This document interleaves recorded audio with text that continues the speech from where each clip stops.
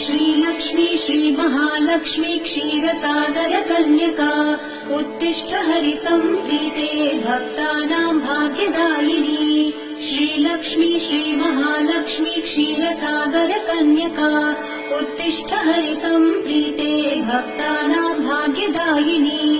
उत्तिष्ठोत्तिष्ठ श्रीलक्ष्मी विष्णुवक्षस्थलालये उत्तिष्ठ करुणापूर्णे लोकानां शुभदायिनी उत्तिष्ठोत्तिष्ठ श्रीलक्ष्मी विष्णुवक्षस्थलालये उत्तिष्ठ करुणापूर्णे लोकानां शुभदायिनी